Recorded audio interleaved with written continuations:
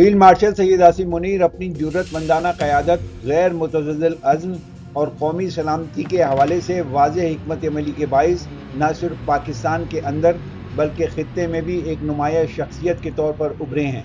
उनकी अस्करी बसीरत और इंटेलिजेंस पस मंज़र ने उन्हें दुश्मन की हर चाल पर गहरी नज़र रखने का अहल बनाया है। यही वजह है कि भारत की क़यादत, खुसूसन वज़ीर आज़म नरेंद्र मोदी के लिए वो एक डरावना ख्वाब बनकर रह गए हैं। भारत हमेशा से पाकिस्तान को गैर मुस्तकम करने की साजिशों में मसरूफ़ रहा है, चाहे वो सरहदी जारियत हो, मकबूजा कश्मीर में मजालिम या सिफारती महाज पर दबाव डालना।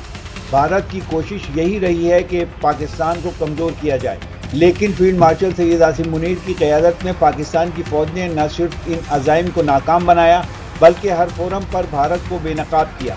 उनकी पॉलिसी दुश्मन के हमले का सिर्फ दिफा नहीं बल्कि बरवक्त और मौसर जवाब देना भी है, जिसने भारत को शदीद परेशानी में मुब्तला कर दिया है। फील्ड मार्शल सैयद आसिम मुनीर की एक बड़ी खुसूसियत ये भी है कि वो अस्करी महाज पर नहीं बल्कि माशी इस्तेहकाम और सिफारती सतह पर भी पाकिस्तान को मजबूत करने के हामी हैं। उनके इक़दामात ने पाकिस्तान की रियासत को मजबूत बनाने में कलीदी किरदार अदा किया है।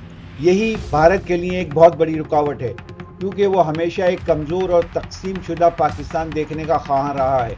हालिया पाक भारत जंग में बदतरीन शिकस्त के बाद मोदी हुकूमत के लिए सबसे बड़ा चैलेंज ये है कि अब उसे एक ऐसे हमसाये मुल्क का सामना है जिसकी क़यादत मजबूत, बाहिम्मत और होशमंद है। यही वजह है कि फील्ड मार्शल आसिम मुनीर आज नरेंद्र मोदी समेत भारतीय हुकूमत और रहनुमाओं का सुकून छीन कर उनके लिए डरावना ख्वाब की हैसियत इख्तियार कर चुके हैं।